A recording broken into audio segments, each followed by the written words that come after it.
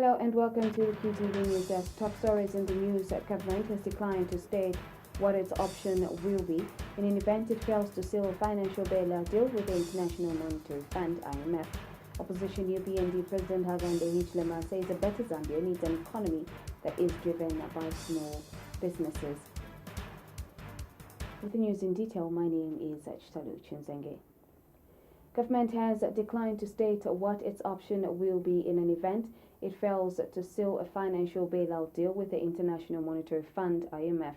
Chief Government spokesperson Doris Leah says government will cross the bridge when it gets there. Ms. Leah has told Q News government prefers to wait until such a time sealing a deal with the IMF actually fails. She says the next meeting of government with officials with the IMF is in September this year, and therefore the nation should be patient. Ms. Celia says government does not want to wishful think. She states that the Minister of Finance will be giving updates on the progress being made on the discussions it is having with the IMF. I think we have to wait until that happens, and the Minister of Finance, I'm sure, will be giving updates. I think that the meeting is in September, so we'll just have to be patient. And the Minister of Finance will give updates on that one. So we don't want to wishful think. I think let's just leave it that let's wait for the Minister of Finance. When she gives an update, we'll all get the update, or we'll share the update with you. But I think we have. Vice President Inonge Wina says adoption of ICTs by COMESA member states will help to accelerate economic development. Mrs. Wina says COMESA needs to embrace digital technologies in the implementation of regional integration programs. The Vice President said this in a speech read on her behalf by Minister in the Office of the Vice President Sylvia Chalikosai during the COMESA 28th Council Ministers meeting in Lusaka.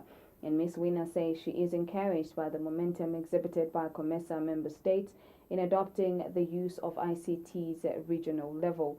She notes that technology is essential for driving growth at national and regional level. Ms. Wina has pointed out that ICTs are an important enabler in the advancing of digital revolution. She has observed that the COMESA bloc has gained tremendous economic, social, and cultural benefits from innovations within the ICT sector. The news reports that Ms. Wina is optimistic that the full utilization of ICTs will help in delivering robust and broad-based 21st century economy. Opposition UPND President Hakainde Hichilema says a better Zambia needs an economy that is driven by small businesses. Mr. Hichilema says once in power, the UPND will ensure that the country's economy empowers small businesses. He was speaking when he met marketeers who lost their merchandise in the COMESA market fire. And Mr. Hichilema has told the marketeers that his party sympathizes with them. Mr. Hichilema states that this is why his party has visited the gutted COMESA market to console those affected and see how they can be helped. He says there is need to find a lasting solution to such fires that are gutting markets in the country. Mr. Hichilema was in the company of his Vice President Geoffrey Mwamba and party Lusaka mayoral candidate Pastor Kangwa Chileshe.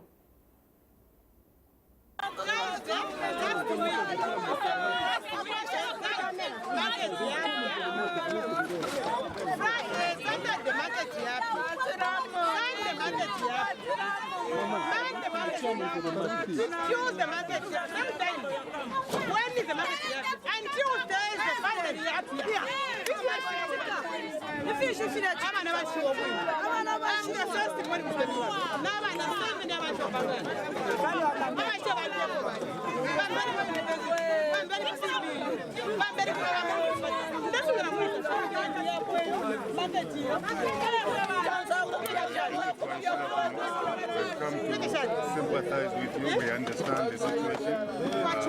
Thank you very much. Please be strong.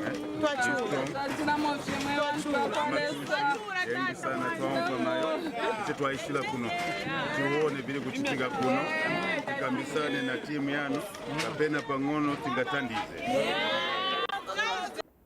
Opposition Party for National Unity PNU says it is unpatriotic for anyone to wish a collapse of the Zambian economy. PNU leader Hyvie Hamududu says regardless of which political party one comes from, or Zambians want their country's economy to survive. Mr. Hamududu says all Zambians must hope for the survival of their country's economy. In an interview with Q News, Mr. Hamududu has proposed that the ruling party and the opposition engage and have a discussion on how the Zambian economy can be salvaged.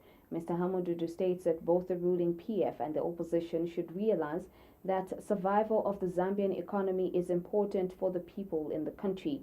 He says his party thus holds that the position that Zambia should cross the bridge when it gets there in an event that it does not get any outside financial bailout. We all want our economy to survive. We cannot wish our economy to collapse. That would be unpatriotic of us, whichever political divide we belong. We must all hope for the survival of our economy. I think let's engage between ourselves, the opposition and the ruling party. Let's discuss the real issues of how we can salvage this economy, because the survival of our economy is very important for our people. We cannot tinker around the survival of the economy. We all want our economy. The Bankers Association of Zambia, BAZ, says Zambia can achieve the over 3% economic growth projected for the second quarter of 2018. Chief Executive Officer Leonard Mwanza says his association is basing its analysis on the economic performance of the country in the first 2 months of the quarter. Mr. Mwanza says the BAZ has observed that there is a positive outlook in terms of where the country is headed economically. In an interview with Q News, Mr. Mwanza notes that the banking sector has in fact seen some recovery. Mr. Mwanza states that this is evidenced by the slight increase of lending that is now going to be to the private sector. He says his association has also taken note that there is a decrease in non-performing loans from 13.2% to 12.8%. Mr. Mwanza says the banking sector is looking at reducing non-performing loans to below 10% in order that interest rates can equally be scaled down. There's a bit of recovery. We are seeing the growth of the loan book a bit slowly, but there's some kind of increase in terms of lending to the private sector. Then also we noticed that there's a slight dip in the non-performing loans. They dropped from 13.2% to 4.8%. Nothing much to sing about, but at least that's a positive sign. Hope that trend will continue, so that we scale down the NPLs to below 10%. And once we achieve that, I think we can look forward to further scaling down the interest rates, so that the lending rates are more affordable. That we like to go and expand their various businesses. But all in all, there's the positive outlook in terms of the economy. The banking sector still remains very well capitalized and resilient, and also just to say that they will continue giving support to those sectors that are less risky, and there's quite hope that we are now entering recovery phase. Inflation has come down, which is good. The BAZ campaign says the ability of the Zambia Revenue Authority ZRA to collect 27.7 billion kwacha in just 6 months is an indication Zambia can be self-sufficient financially. Founder Evans Ngome says his organization believes that with such a collection, government can meet all its domestic obligations without necessarily resorting to borrowing. Mr. Ngoma says this is why his organization always insists that the country support its own industries. In an interview with Q News, Mr. Ngoma says that the ripple effect of the country supporting its industries are immense. Mr. Ngoma believes that the Zambian government can finance most of the projects being undertaken in the country without entering into private-public partnerships. He says Zambia has a wide range of natural resources, and all that it needs is to encourage investors to focus on value addition. And then it also just adds up to say Zambia can be self-sufficient in terms of paying of workers' monuments, and meet other demanding issues without much looking at borrowing out there.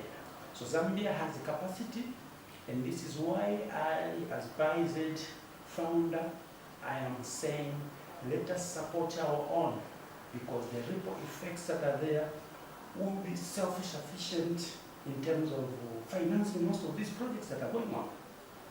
We will not be looking up to anyone out there because ours is the resources that we have. So all we need is just to encourage each and everyone out there to come and invest in Zambia and do value addition to the many raw materials that we have. We've got a lot. Politicians in the country have advised against putting their supporters in harm's way in the name of self-defense. The ruling Patriotic Front BF Media Director Sunday Chanda says there is in fact no need for political leaders to continue preaching messages of self-defense. Mr. Chanda says continued messages about self-defense are another recipe for conflict and hatred among Zambians. He says there is no war in Zambia for anyone to think self-defense. Mr. Chanda states that encouraging political supporters to self-defense does not only endanger the lives of politicians but even that of their followers. Placing innocent lives of his members, his followers, in harm's way. We want to caution that the route that he has taken, number one, places himself in great danger, but secondly, it also places the lives of those that he seeks to incite in great danger because clearly they are coming into conflict with the law. You cannot talk about self-defense when there's no threat. And we have put it to Ms. Akainde Hichilema. Where is the threat that you're responding to? Where is the threat that you're responding to? Unless you are justifying and continue to justify the Mapatiza formula, which has mutated into the panga for panga, and now which we hear has gotten an F word attached to it. Nico Insurance Chief Executive Officer Geoffrey Chilwa has disclosed that a total of 300,000 kwacha will this year be used for social corporate activities around the country. Speaking to Q News in an interview, Mr. Chilwa said his company's corporate social responsibility is focused on helping orphaned and vulnerable children in the country, who include street kids. He adds that the company also distributes books, pens and pencils to vulnerable children across the country in schools and towns where it operates. He has explained that currently the support is given to children in Lusaka, Kitwe, Ndola, Livingstone and Choma. He has however stated that the company intends to increase on the number of towns it renders a corporate social responsibility to next year. Yeah, so in terms of our corporate social responsibility program, we've set aside 300,000 kwacha for the year 2018, which we are going to use for children that are vulnerable, particularly those that are orphaned, and also some of the children that may be roaming the streets of Zambia. So at the moment, we've targeted the towns where we have a physical presence, that is Lusaka, Kitwe, Ndola, Chipata, Livingstone and Choma. So that is our starting point. And then from next year onwards, we'll actually be increasing our allocation so that we'll be able to target a few children in every province, in each of the 10 provinces of Zambia. The Small-Scale Farmers Development Agency, SAFADA, has expressed concern that small-scale farmers have continued losing out in the maize market due to lack of expertise in marketing. Executive Director Boyd Mowe has told Q News in an interview that there is a need for proper sensitization on the marketing process if small-scale farmers are to benefit. Mr. Mowe says as part of its initiative to impart knowledge in its members about the maize marketing season, the organization will start holding conferences for them. He is of the view that farmers should have the ability to know and understand when and where to sell their commodity. Farmers, should I complain here that farmers don't have reliable information at their fingertips in terms of how and what they are supposed to do in terms of marketing. Like I said, although it's a liberalized economy, but farmers should have information in advance. So there are some information given to farmers that they have to sell their maize to Food Reserve Agency through ZAMAS, Zambia Commodity Exchange, which is a very good platform. But there's need that farmers should be educated. They should understand why and how this system is going to work. Otherwise, we end up to see our farmers being exploited somehow because maybe the prices won't be good, expecting that prices will be good, but they won't be good, and then the commodity will be stored. It incurs some costs for storage and other things. And then you find that the farmer will decide to sell off his maize at a low price in order to meet his demand. Finally, I think as Sapande, we always demand that farmers should be part and parcel of the planning and decision-making process so that we don't point a finger to anyone. By so saying, as Sapanda, we are currently holding district small-scale farmers consultative meetings. We are going to hold 10 provincial small-scale farmers conferences, and finally, maybe next year, we are going to have a national small-scale farmers general conference. Like I said, meanwhile, we have started with Eastern Province. National Democratic Congress NDC mayoral candidate Saboyi Imboila says it is wrong for Lusaka province minister to mock artists who are contesting the Lusaka mayoral by-election. Ms. Imboila has told Q News that it is unfortunate that the Lusaka province minister can be mocking journalists who play an important role in changing governments. She says the minister has no audacity whatsoever to demean artists as they are very influential. Ms. Imboila adds that the reason why Mr. Lusambo has opted to demean them is because he is intimidated by their potential in the mayoral race. She has also reiterated that no negative sentiment about her musical career will discourage her from emerging victorious in the mayoral race. The other issue I'd like to talk about is the issue of the people using art, to degrade the people that have stood for the mayoral position. First and foremost, the people saying that we are people that come from a party that we all know has won elections based on music. So it's very, very unfair, and that particular person, the minister himself, is somebody who's known to have made money using musical promotions. He was selling what people are calling psychedelics, those psychedelics instruments. That's what made him get his money, and now he has the audacity, if I should say, to demean artists. Artists worldwide are people that are very, very influential.